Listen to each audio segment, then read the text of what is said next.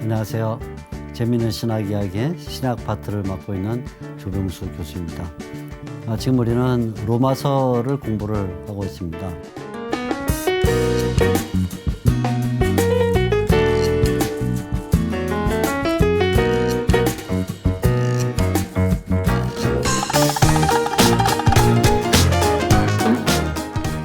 핵심들을 정리를 해보았는데 오늘은 이제 로마서 가 어떤 상황에서 기록이 됐는가 하는 점과 또 로마서의 신학 가운데서 가장 그 주제가 될 만한 몇 가지를 이야기를 드리도록 그렇게 하겠습니다. 이미 앞에서 말씀드린 바와 같이 로마서는 사도 바울이 로마에 가보기 전에 기록한 그런 서신입니다. 그러니까 바울이 만나본 성도들에게 편지를 보낸 것이 아니라 만나보지 않은 접촉해 본 적이 없는 그런 성도들에게 편지를 보낸 것이죠. 로마에는 바울이 도착하기 전에 벌써 교회가 있었고 또 많은 신자들이 있었던 것처럼 보입니다. 특별히 로마의 역사가였던 수에톤이라는 사람이 이제 로마의 황제들에 대한 그 기록을 남겼는데요. 그 가운데 보게 되면 클라우디우스 황제, 우리 성경에는 클라우디오 이렇게 나오는 클라우디우스 황제에 대한 기록을 남긴 것이 있습니다. 로마 역사가 수에톤, 그냥 우리말로 쓰면 수에톤 이렇게 되네. 수에톤이었어라는 사람이 이제 그 남긴 작품 가운데 로마의 황제들에 대한 이야기가 있는데 그중에 클라우디우스 황제 편을 보게 되면 클라우디우스 황제가 로마에 있는 모든 유대인들을 추방을 했습니다. 그것은 우리 사도행전에도 사도행전 18장에 나오는 그 브리스일라 아굴라가 클라우디오 황제가 모든 유대인은 로마에서 나가라. 그래서 쫓겨났다. 그런 내용이 들어있는데 같은 내용이 되겠습니다. 이 내용은 주후 49년에 일어난 일입니다. 주후 49년. 그러니까 49년에는 이미 로마에 유대인들이 많이 살았다 그런 내용이 되는데 왜 로마에 있는 유대인들을 수에톤 황제가 클라우디오 황제가 나가라 추방령을 내렸냐 그러면 이 수에톤의 그 이야기를 들어보게 되면 로마의 유대인들 가운데 두 그룹이 있었다는 거예요. 한 그룹은 크레스토스라는 인물을 믿는 유대인들이 있었다 이렇게 말하는데 이 크레스토스는 예수 그리스도를 가리키는 것이 되겠죠. 그런데 그렇지 않은 유대인들이 크레스토스를 믿는 유대인들을 핍박을 했다. 그래서 길거리에서 심지어 돌을 던지고 이런 싸움이 일어나니까 클라우디우스 황제가 가만 보니까 로마에 살고 있는 유대인들이 남의 나라에 들어와 살면서 자기네끼리 편가름을 해가지고 돌 던지며 싸우더라. 이런 못된 놈들이 어딨나 해서 모든 유대인들은 다 나가라 이렇게 추방령을 내린 거예요. 자, 그러니까 주 49년에 유대인 추방령을 내렸는데 이때 추방령을 내리게 된 동기 가운데 크레스토스라는 인물을 믿는 유대인들이 있었다 하니까 이미 기독교회가 또는 기독신자가 49년 이전에 로마에 있었다 그런 내용이 되겠죠. 그래서 바울은 아마 이런 이야기를 들으면서 로마 교회에 편지를 써서 그들의 신앙을 북돋아주고 더 나아가서는 자신의 신앙을 진술할 뿐만 아니라 장차 서반으로 가기 위한 하나의 교두보적인 그런 역할을 감당해 주길 바라는 마음에서 이미 로마의 기독교회를 향해서 편지를 썼다 이렇게 볼 수가 있겠습니다. 자, 그럼 이런 로마 교회는 어떤 사람들이 있었을까요? 이제 우리가 로마서를 읽으면서 몇 가지 궁금한 점 가운데 하나인데 로마에는 어떤 사람들이 있었을까? 첫째는 사도 바울이 아는 사람들이 없었던 것은 아니에요. 특별히 이 로마서 16장에 보게 되면 브리스길라와 아굴라라는 인물이 나오는데 브리스길라 아굴라. 이 브리스길라는 이제 여성이고요. 여성. 그리고 부부로서 아굴라 이렇게 나오는데 아굴라는 남성이죠. 남성인데 브리스길라가 뭐 자주 먼저 앞에 나오는 경우도 있고 또 아굴라가 앞에 나오는 경우인데 로마서에서는 이제 브리스길라 아굴라 이렇게 나오는데 이 부부가 본래 바울과 함께 가죽업, 그래 피역업을 하던 그런 사람이었습니다. 이 사람은 본래 로마에 살던 사람이었는데 언젠가 에베소로 왔고 에베소 따로 고린도에도 있었고 이런 그 여러 지역을 망라하는 사람이었는데 바울이 이 로마서를 쓰면서 브리스길라 아굴라에게 문안을 해요. 그러니까 브리스길라 아굴라가 언제 시점인가는 다시 로마로 돌아갔다 그런 말이 되겠죠. 그러니까 로마에는 바울이 전혀 모르는 사람만 있어서 이렇게 보기는 어려워요. 아는 사람들도 덜어 있었습니다. 그 외에도 여러 사람이 다 있었는데 아무튼 로마서를 잘 보게 되면 로마서의 그 구성원은 두 가지 면으로 파악을 할 수가 있습니다. 하나는 인종적인 면에서 구분이 있고 또 하나는 신앙과 관련해서도 구분이 있는데 먼저 인종과 관련해서 보게 되면 이 로마에는 여러 인종들이 있었다 이렇게 보세요. 로마 교회 구성원들 가운데 특별히 인종과 관련해서 보면 첫째가 누구냐면 유대인들이 있었어요. 유대인. 당연하죠. 로마에 유대인들이 있었다는 것은 뭐 이미 오래전부터 나타나는 현상인데 사도 바울이 로마서를 쓰면서 자주 이런 면을 합니다. 첫째는 유대인에게요. 그 다음에는 헬라인에게다 이런 말을 쓰는데 첫째는 유대인에게요. 1장 16절 또 2장 9절 뭐 이런 성경을 보면 첫째는 유대인에게다. 로마서를 쓰면서 가장 먼저 이 로마서의 내용을 들어야 될 사람은 유대인이다. 그런 말이 되겠죠. 3장 1절에 보게 되면 유대인들은 다른 민족보다 나은 점을 가지고 있다 이렇게 말해요. 왜냐하면 예수 그리스도가 유대인들에게서 나오고 떠나가서 유대인들은 옛날 모세를 통해서 율법을 받은 백성이기 때문에 다른 민족보다 뛰어나다 그런 표현을 해요. 그리고 심지어는 2장 17절에 보게 되면 이 로마서를 받고 있는 수신자들 가운데 유대인들이 있다 하는 것을 염두에 두면서 바울은 말하기를 2장 17절 네가 유대인이라고 불린다면 이런 표현을 써요. 그 말은 뭐냐면 이 편지를 받는 사람들 가운데는 유대인들이 적지 않게 있었다. 그런 말이 되겠죠. 그래서 사도 바울은 로마서에서 자주 율법 문제 가운데 특별히 할례에 대한 문제 이런 문제를 다루면서 유대인들에 대한 어떤 접촉점을 얘기하는 것을 발견하게 됩니다. 실제적으로 바울은 아브라함을 자신의 조상이라 이렇게 말하면서 4장 1절 유대인들이 모두가 다 공통적으로 아브라함을 육신의 조상으로 믿는다. 그런 표현도 사용을 합니다. 9장과 11장에는 이스라엘의 문제를 다룬다고 제가 이미 말씀을 드렸는데 이 9장에서 11장 사이에 보면 사도 바울이 두세 번 자신도 유대인이다 하는 것을 밝힙니다. 특별히 9장 3절에 보면 나의 형제 곧 골육의 친척이라는 이런 표현을 쓰고 또 11장 1절에 보게 되면 자신을 가리켜서 나도 이스라엘 사람이다. 나도 아브라함의 씨다. 이런 표현을 쓰면서 나는 베냐민 지파의 사람이다. 이렇게 말을 합니다. 그러니까 이 모든 말들은 다 이 로마 교회 구성원 가운데 첫째로 유대인들이 상당히 많이 있었다 하는 것을 우리에게 보여주는 내용으로 볼 수가 있습니다. 두 번째는 유대인들뿐만 아니라 이방인들도 있었죠.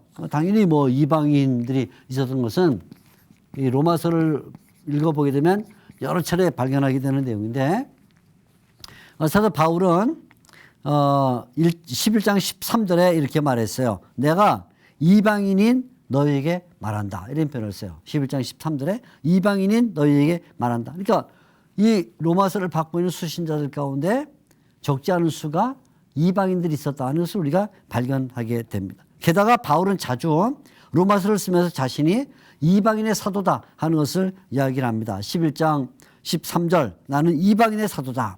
또 15장 16절 나는 이방인의 사도다 그렇게 말합니다. 그럼 이방인들이라고 말할 때는 어떤 사람들이 있었을까요? 첫째는 당연히 로마니까 로마인이 있었겠죠. 로마인. 로마인. 왜냐면 로마 교회니까 거기에 그 로마에 살고 있는 사람들이 그 교회에 들어있다는 것은 뭐 의심할 바가 없죠. 특별히 로마서 16장에 보게 되면 16장 15절에 보면 율리아라는 사람이 나오는데 이건 율리아라는 이름은 전통적으로 로마 사람들이 갖는 이름이었어요. 그것도 아마 특별히 로마 귀족 가운데 황제 가문의 사람이었을 가능성이 높은 그런 사람이 들어있는 것이죠. 둘째는 당연히 헬라인이 있습니다. 이방인 가운데는 헬라인. 왜냐하면 바울이 로마서를 쓰면서 자주 첫째는 유대인에게요, 둘째는 헬라인에게다 이런 표현을 썼기 때문에 로마서를 받고 있는 수신자들 가운데 첫째 유대인, 둘째 헬라인 이렇게 말하니까 헬라인들이 로마 교회의 한 구성원을 이루고 있었다 이렇게 볼 수가 있습니다. 사실 역사적으로 보게 되면 알렉산더 대왕 이후에 알렉산더 대왕은 이제 주전 300년 사람이니까 이후에 많은 그 헬라인들이 로마의 이 그 서부 지역에 이주를 해와서 거기에 이제 별장지대를 짓고 산 그런 흔적들이 많습니다. 그러니까 아마 로마에도 헬라인들이 많이 있었다 이렇게 볼 수 있겠죠. 한 가지 특이한 것은 로마서 16장 13절이 되겠는데요. 16장 13절에 보게 되면 특이한 사람이 한 명 등장을 합니다. 13절, 16장 13절 주 안에서 택하심을 입은 루포라는 사람이 나와요. 그의 어머니가 나오는데 그의 어머니에게 문안하라 이렇게 말하는데 여기 나오는 로마서 16장 13절에 루포라는 사람의 이름은 마가복음 15장 21절에 또 한 번 나와요. 마가복음 15장 21절에 보게 되면 이 사람은 구레네 사람이다 이렇게 말합니다. 그러니까 구레네 사람이라는 표현은 아프리카 사람일 가능성이 높은 것이죠. 그래서 아마 이 루포라는 이름이 언급되는 거 봐서는 아마도 아프리카인이 로마 교회에 있지 않았을까 하는 추정을 해볼 수 있습니다. 당시에 로마에는 이미 몇 번의 카르타고와의 전쟁을 통해서 카르타고는 이제 아프리카 북부 지역인데 지중해에 그 패권을 놓고 로마와 카르타고가 3번이나 전쟁을 했어요. 그래서 이제 로마가 그 카르타고에 대하여 승리를 하면서 아프리카 사람들이 패배자로서 또는 포로로서 많이 로마에 들어와 있었기 때문에 로마에 아프리카 사람들이 있었다는 것은 의심할 바가 없습니다. 자, 마지막으로 이 인종 가운데 이방인 중에는 야만인이 있었다 이렇게 볼 수 있습니다. 로마서 1장 14절에 보면 네 번째 야만인이 있었을 텐데 바울이 특이한 표현을 썼어요. 로마서 1장 14절 이렇게 말합니다. 사도 바울이 말하기를 헬라인이나 야만인이나 지혜 있는 자나 어리석은 자에게 내가 빚진 자라 이런 표현을 썼어요. 앞에 시간에서 제가 로마서에는 모든 사람이 죄인이다 하고 말하면서 종교적으로 뛰어난 유대인, 지식과 철학에 뛰어난 헬라인 이런 표현을 썼는데 헬라인 그러면 당시에는 지혜가 있는 사람들 또는 철학을 갖고 있는 사람들 그렇게 표현이 됐습니다. 그에 비해서 지혜가 없는 사람, 철학이 없는 사람은 다 함께 묶어서 야만인 그렇게 표현했는데 바로 이 야만이라는 표현이 되겠죠. 그러니까 어리석은 자 또는 지혜가 없는 자라는 표현인데 이것은 이제 로마인도 아니고 헬라인도 아닌 그야말로 북방 흑해 지역이나 이런 지역에서 들어온 그런 인종을 다 총괄해서 야만인 그렇게 말하는데 이 사람들도 어떻게 예수님을 믿고 로마 교회에 들어와 있다 이렇게 볼 수 있는 것이죠. 자, 그러니까 우리가 먼저 로마 교회의 인종, 구성원 가운데 인종을 보면 유대인이 있었고 이방인이 있었는데 이방인 가운데 로마인, 헬라인, 아프리카인, 야만인 등등이 구성을 하고 있었다. 그러니까 굉장히 우리식으로 말하면 다문화 또는 다인종 교회다 이렇게 볼 수가 있습니다. 복잡하고 또 인종 간의 어떤 갈등이 벌어지는 그런 소지가 있는 그런 교회였죠. 자, 근데 이것은 이제 우리가 이제 인종으로 본 구성원이고요. 이걸 신앙으로 보게 되면 신앙, 두 종류의 신앙인이 있었는데 하나는 굉장히 믿음이 강하다라고 생각하는 사람들이 있었고 14장 1절에 나오는 말인데요. 믿음이 연약한 자를 너희가 받되 그런 표현을 써요. 둘째는 믿음이 약한 사람이 있었고, 또 하나는 믿음이 강한 사람이 있었다. 이렇게 볼 수 있어요. 믿음이 강한 사람. 그러니까 두 종류의 사람이 있었는데 15장 1절에 보면 이렇게 나와요. 믿음이 강한 우리는, 그러니까 14장 1절 믿음이 약한 사람, 15장 1절에는 믿음이 강한 사람 이렇게 나오는데, 이 두 종류의 사람들이 로마 교회에서 좀 갈등 구조를 가지고 있었어요. 믿음이 약한 사람들은 어떤 사람이냐면 아직 구원의 방식을 철저하게 이해하지 못한 사람들. 다시 말하자면 사도 바울이 로마서에서 믿음으로 말미암아 의롭다함을 얻는다는 이신칭의를 가르치고 있는데, 아직 이런 내용을 이해하지 못한 사람이 있죠. 기독교 교회에 들어와서 예수님을 믿는다고 말하지만 그냥 믿기만 해갖고 내가 의롭다함을 받는다. 뭐 시시한 거 아닌가. 뭐 어떤 분들은 그렇게 생각을 해요.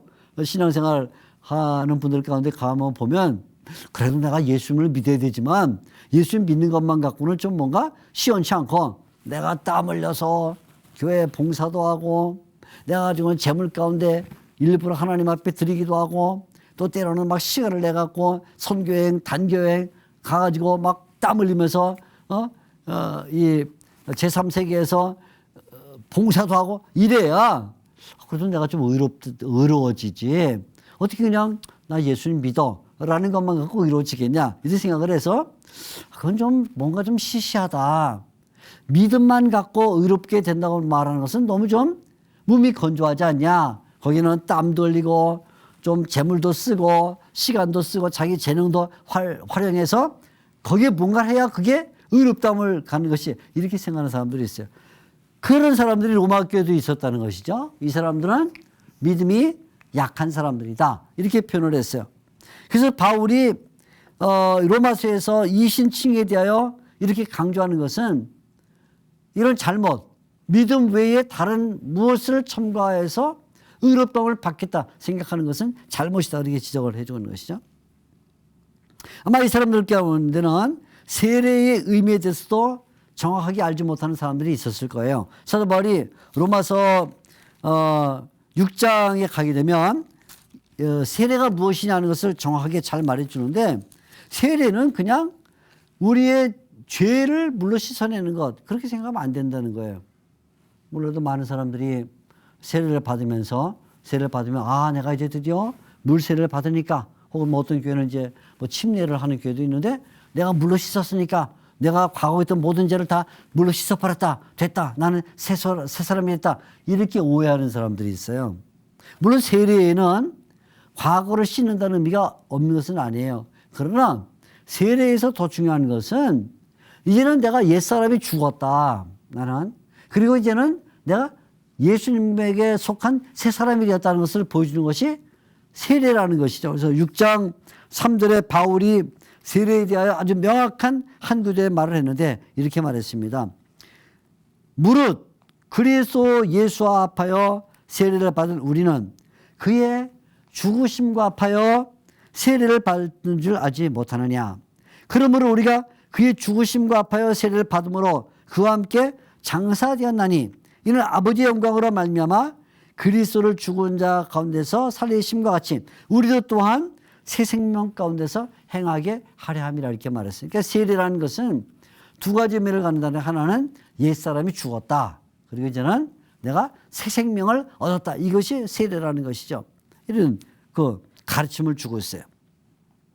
믿음이 약한 사람들은 음식을 먹는 일과 그리고 월화수목금일을 나를 사용하는 일에도 자신이 없던 사람이라고 볼 수 있어요. 그래서 믿음이 약한 사람들은 이 음식은 먹어도 되고 이 음식은 먹으면 안 되고, 이런 굉장히 너무 분리를 하는 이런 일을 했을 때 사도 바울은 믿음을 가지고 먹으면 그것은 다 괜찮다라고 말하는 이런 신학적 주장을 하게 된 것이죠. 그리고 날에 대해서도 예수님이 부활하신 주일 또는 안식일은 굉장히 중요한 날이지만 나머지 평일은 중요하지 않다 생각하는 것도 그것도 안 된다는 거예요. 왜냐하면 모든 날은 주님에게 속한 것이기 때문에 주일이 중요한 것처럼 월요일이나 화요일도 중요하다. 이렇게 말하고 있는 것이죠. 그래서 믿음이 약한 사람들에게 여러 가지 답변을 주고 있는 것. 그것이 뭐냐면 로마서의 한 주제를 이루고 있다 이렇게 볼 수가 있겠습니다.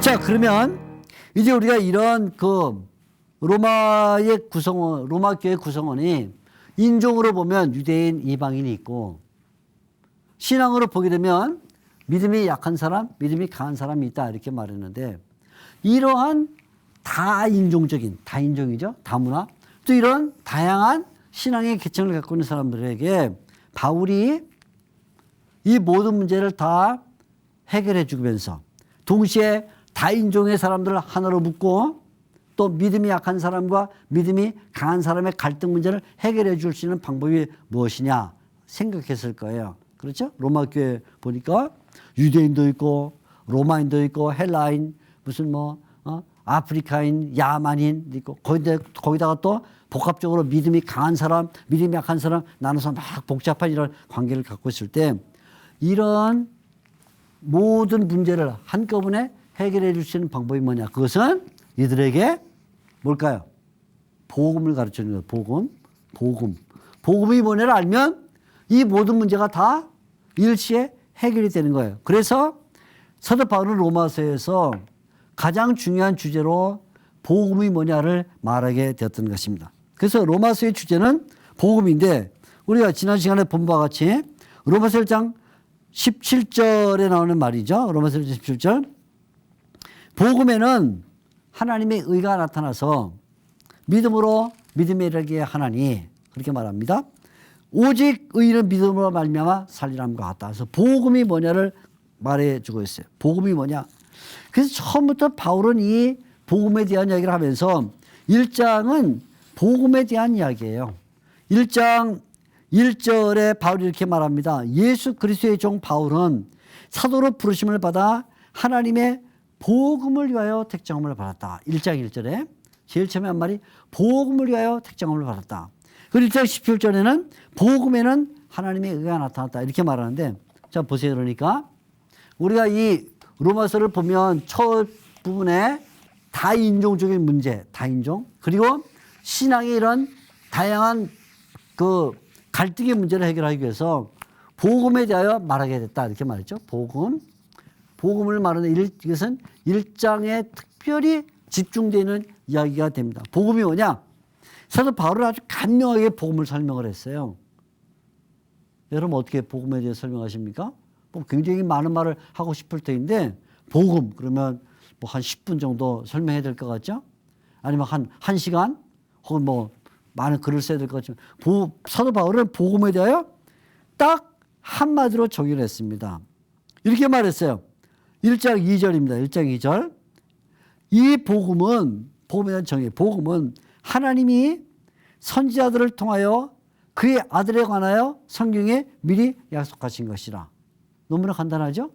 복음이 뭐냐? 사도 바울은 로마서 1장 2절에서 이 복음은 하나님이 선지자들을 통하여 그의 아들에 관하여 성경에 미리 약속하신 것이다. 자, 그러니까 여기에 이제 복음이 뭐냐? 복음의 정의가 나오는데 복음 첫째 1장 2절에 나오는 얘기입니다.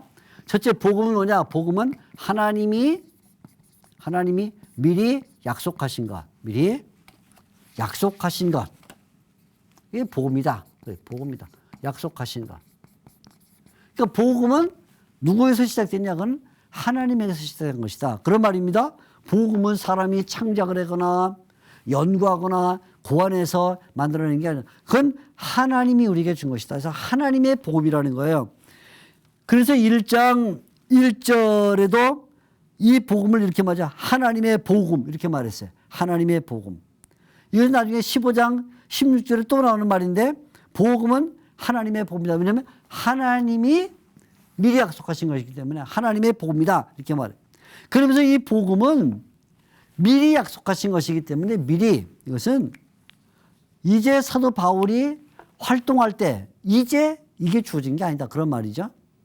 바울이 사방에 뛰어다니면서 1차 전도, 2차 전도, 3차 전도에 다니면서 말할 때 그때 비로소 복음이 뭔가 하고는 그때 깨달아서 전하는 게 아니라 이 복음은 오래전에 하나님께서 벌써 주신 것이다. 언제요? 얼마큼 오래전에? 하나님이 세상을 창조할 때 이미 이 복음이 주어진 것이다. 그런 말이에요. 그런데 단지 이 복음이 사람들에게 감추어져 있었다는 거예요. 그래서 로마서 16장 25절과 26절을 보게 되면 이 복음은 하나님이 오래 전에 주신 것이지만 다행히 불행하게도 감춰져 있었다. 단지 어느 특정한 사람들에게만 알려졌다는 것이죠. 누구냐면 아브라함과 같은 사람들에게만 알려졌다는 것이에요. 갈라디아서 3장 8절 같은 성경을 보게 되면 갈라디아서 3장 8절 아브라함은 미리 복음을 받은 사람이다 이렇게 표현을 해요. 그러니까 과거에도 이미 복음이 있었지만 감춰져 있었고 어떤 특정한 사람들에게만 나타났다. 그러니까 복음은 뭐냐면 약속이다. 약속. 뭐에 대한 약속일까요? 하나님의 아들이 오신다는 약속이죠. 첫째, 그러니까 복음은 하나님이 미리 약속하신 것이다. 근데 이 약속을 주실 때 어떻게 주셨냐면 1장 2절 하나님은 선지자들을 통해서 약속을 줬대. 선지자들을 통해서. 선지자들을 통해서. 그러니까 잘 보세요. 하나님께서 1장 2절입니다. 복음을 주셨을 때 하나님이 미리 약속하신 것이지만 이것을 하나님이 그냥 천사들을 통해서 영을 통해서 주신 것이 아니라 선지자들을 통해서 주셨다 하는 말입니다. 선지자는 뭐죠? 사람이죠. 사람. 선지자는 천사가 아니에요. 무슨 영이 아닙니다. 우리와 똑같은 말을 하고 밥을 먹어야 하고 잠을 자야 하고 하는 그런 사람이에요. 사람. 그러니까 하나님께서 선지자들을 통해 주셨다는 이 말 속에는 몇 가지 중요한 것이 들어있는데 첫째는 사람의 요소가 있다고 합니다. 사람의 요소. 이 복음에는 사람의 요소가 들어있다. 뭐냐면 언어가 있죠. 언어. 그죠? 언어. 사람이 쓰는 말로 왔다. 사람이 쓰는 말로 왔다는 말에는 말을 하려면 문화가 있는 거예요. 문화가 있다. 그러니까 선지자들의 그 문화를 우리가 알아야만 된다. 또 더 나아가서는 역사가 있다. 역사. 그들의 역사적 현장이 있다. 그래서 하나님께서 구약 선지자들에게 이 복음을 줘서 우리가 구약 성경을 읽게 되면 거기에 벌써 복음이 들어있다는 거예요. 여러분 많은 사람들이 오해할 때 신약 성경에는 복음이 들어있고 구약 성경에는 복음이 없다. 이런 사람들이 있어요. 맞을까요? 아닙니다. 틀립니다. 왜냐하면 분명히 사도 바울은 복음은 선지자들 구약의 선지자들을 통해서 왔다라고 말함으로써 구약 자체가 이미 복음이다. 그렇게 말해주고 있어요. 그러니까 우리가 구약을 읽으면서 구약은 지루하다. 아니면 구약은 어렵다. 재미없다. 여긴 복음이 없다. 이렇게 생각하면 안 되고 구약 자체가 복음이라는 것이죠. 그러니 이 복음을 주실 때 선지자들을 통해 주셨는데 특별히 세 번째는 뭐냐면 성경에 주셨대. 성경에 기록했다. 성경에 기록했다. 이렇게 말하죠. 자, 우리가 이제 중요하게 생각할 건 뭐냐면 만일에 선지자들을 통해 줬는데 선지자들이 그냥 말만 하고 말았어요. 그럼 사람들이 머릿속에 잠깐은 기억할 수 있겠죠. 그러나 시간이 지나가게 되면 이 기억은 희미해져요. 잊어버립니다.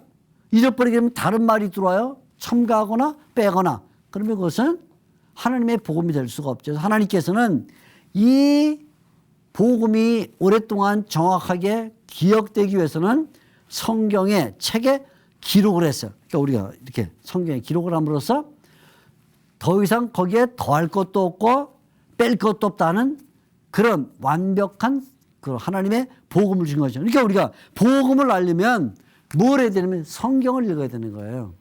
성경을 모르고는 복음을 안다고 할 수가 없죠. 자, 그러면 이 복음은 그 주제가 뭘까요? 뭐에 대해 말하고 있을까요? 이 복음은 하나님의 아들에 대하여 말하고 있다. 하나님의 아들.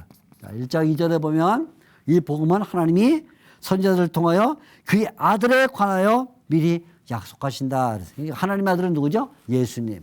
그러니까 결국 복음에 총 그 집중되는 내용은 뭐냐면 하나님의 아들 예수님에 대한 얘기다. 이렇게 볼 수 있어요. 그러니까 이 복음을 받게 되면 거기에서부터 능력이 나온다는 것이면서 사도 바울은 1장 16절에 이렇게 말하고 있어요. 내가 복음을 부끄러워하지 아니하노니 이 복음은 모든 믿는 자에게 구원을 주시는 하나님의 능력이다. 능력. 복음 그러면 바울의 머릿속에는 이건 능력이다. 능력. 그러니까 여러분, 우리 신자들이 세상을 살면서 능력을 받아야겠다 하는 사람들 많습니다. 그러다 보니까 뭐 기도를 하고 찬송을 부르고 그러는데 사도 바울은 그렇게 말했어요. 복음은 어디에 있냐? 복음은 뭐냐? 능력이다. 우리가 능력을 받으려면 어디로 돌아가야 된다? 복음으로 돌아가야 된다. 그 말이죠. 자, 여러분, 우리가 이 로마서를 통해서 배워야 되는 중요한 내용 가운데 하나는 오늘날 현대 신자들이 하나님의 은혜 가운데 능력을 가지고 살겠다 할 때 다른 것을 추구하면 안 되고 사도 바울이 말하는 로마서 같은 성경, 하나님의 말씀, 복음으로 돌아가야만 거기에 진정한 능력이 있다는 것을 배우게 됩니다. 여러분들도 로마서 또는 그 외에 신약성경, 구약성경, 성경을 많이 읽고 잘 배우셔서 여러분 모두가 하나님의 능력을 받는 성도들이 될 수 있으면 좋겠습니다. 감사합니다.